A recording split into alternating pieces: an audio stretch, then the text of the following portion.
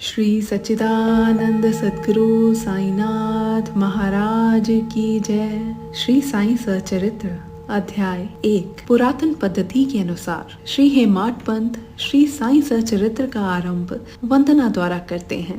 प्रथम श्री गणेश को साष्टांग नमन करते हैं, जो कार्य को निर्विघ्न समाप्त कर उसको यशस्वी बनाते हैं और कहते हैं कि श्री साईं ही गणपति हैं। फिर भगवती सरस्वती को, जिन्होंने काव्य रचना करने की प्रेरणा दी, और कहते हैं कि श्री साईं भगवती से भिन्न नहीं है, जो कि स्वयं ही अपना जीवन संगीत बयान कर रहे हैं। फिर ब्रह्मा, विष्णु और महेश, जो क्रमशः उत्पत्ति, स्थिति और संहार करता है, और कहते हैं कि श्री साईं और वह अभिन्न है, वे स्वयं ही गुरु बनकर भवसागर से पार उतार देंगे। फिर अपने कुल देवता श्री नारायण आधिराज की वंदना करते हैं, जो कि कोंकण में प्रकट हुए। कोंकण वह भूमि है जिसे श्री परशुराम जी ने समुद्र से निकाल कर स्थापित किया था। तत्पश्चात वे अपने कुल के आदि पुरुषों को नमन करते हैं। फिर श्री भारद्वाज मुनि को, जिनके गोत्र में उनका जन्म हुआ। पश्चात उन ऋषियों को, जैसे याज्ञवल्क्य, भृगु, पराशर, नारद, वेद व्यास, सनक सनंदन, सनत कुमार, शुक, शौनिक, विश्वामित्र, वशिष्ठ, नवयोगेंद्र इत्यादि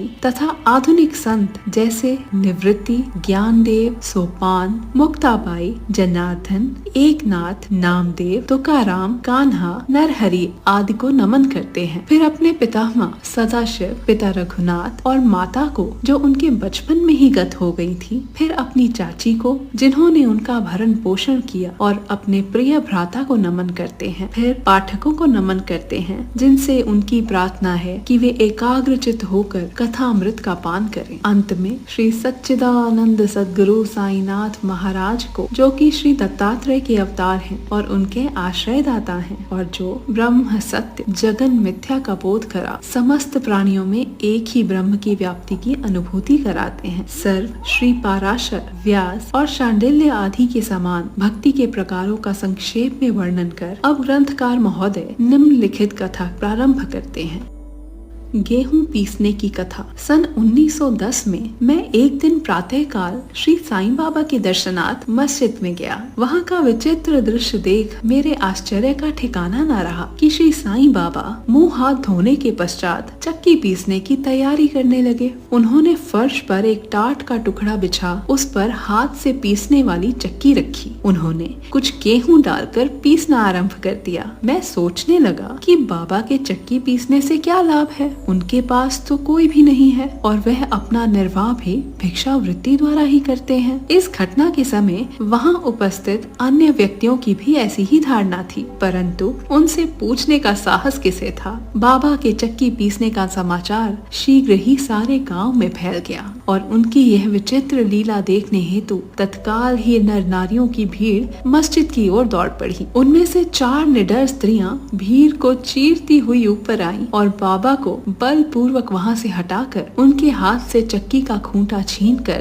तथा उनकी लीलाओं का गायन करते हुए उन्होंने गेहूं पीसना प्रारंभ कर दिया। पहले तो बाबा क्रोधित हुए, परंतु फिर उनका भक्ति भाव देख वे शांत होकर मुस्कुराने लगे। पीसते पीसते उन स्त्रियों के मन में ऐसा विचार आया कि बाबा के ना तो घर द्वार है और ना ही इनके कोई बाल बच्चे हैं तथा ना ही कोई देख रेख करने वाला है। वे स्वयं भिक्षावृत्ति द्वारा ही अपना निर्वाह करते हैं, अतः उन्हें भोजनादि के लिए आटे की आवश्यकता ही क्या है। बाबा तो परम दयालु हैं। हो सकता है कि ये आटा वे हम सब लोगों में ही वितरण कर दें। इन्हीं विचारों में मग्न रहकर गीत गाते गाते उन्होंने सारा आटा पीस डाला। तब उन्होंने चक्की को हटाकर आटे को 4 समान भागों में विभक्त कर लिया और अपना अपना भाग लेकर वहाँ से जाने को उद्यत हुई। अभी तक शांत मुद्रा में निमग्न बाबा तत्क्षण ही क्रोधित हो उठे और उन्हें अपशब्द कहने लगे। स्त्रियों, क्या तुम पागल हो गई हो? तुम किसके बाप का माल हड़प कर ले जा रही हो? क्या कोई कर्जदार का माल है जो इतनी आसानी से उठा कर लिए जा रही हो? अच्छा, अब एक काम करो कि इस आटे को ले जाकर गांव की सीमा पर बिखेर आओ।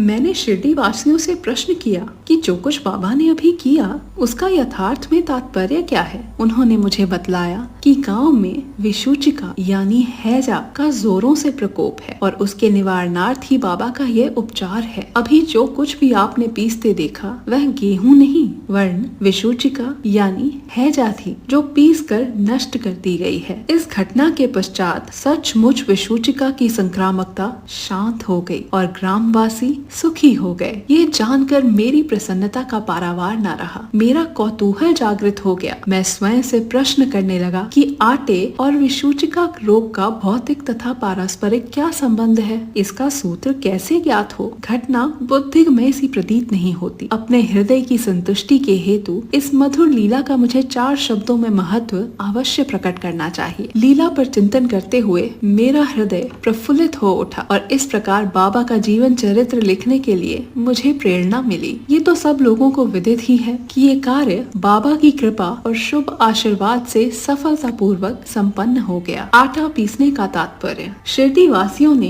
इस आटा पीसने की घटना का जो अर्थ लगाया वह तो प्राय ठीक ही है, परंतु उसके अतिरिक्त मेरे विचार में कोई अन्य अर्थ भी है। बाबा शिरडी में 60 वर्षों तक रहे और इस दीर्घ काल में उन्होंने आटा पीसने का कार्य प्राय प्रतिदिन ही किया। पीसने का अभिप्राय गेहूं से नहीं वर्ण अपने भक्तों के पापों, दुर्भाग्यों, मानसिक तथा शारीरिक तापों से था। उनकी चक्की के 2 पाटों में ऊपर का पाट भक्ति तथा नीचे का कर्म का था। चक्की की मुठिया जिसे पकड़कर वे पीसते थे वह था ज्ञान। बाबा का दृढ़ विश्वास था कि जब तक मनुष्य के हृदय से प्रवृत्तियां, आसक्ति, घृणा तथा अहंकार नष्ट नहीं हो जाते, जिनका नष्ट होना अत्यंत दुष्कर है, तब तक ज्ञान तथा आत्मानुभूति संभव नहीं है। यह घटना कबीर दास जी की इसके तदनुरूप घटना की स्मृति दिलाती है। कबीर दास जी एक स्त्री को अनाज पीसते देख अपने गुरु निपट निरंजन से कहने लगे कि मैं इसलिए रुदन कर रहा हूँ कि जिस प्रकार अनाज चक्की में पीसा जाता है उसी प्रकार मैं इस भवसागर रूपी चक्की में पीसे जाने की यातना का अनुभव कर रहा हूँ। उनके गुरु ने इसका उत्तर दिया कि घबराओ नहीं, चक्की के केंद्र में जो ज्ञान रूपी दंड है उसी को दृढ़ता से पकड़ लो। जिस प्रकार तुम मुझे करते देख रहे हो उससे दूर मत जाओ, बस केंद्र की ओर ही अग्रसर होते जाओ और तब ये निश्चित है कि तुम इस भवसागर रूपी चक्की से अवश्य ही बच जाओगे। श्री सद्गुरु साईनाथ प्रणमस्तु।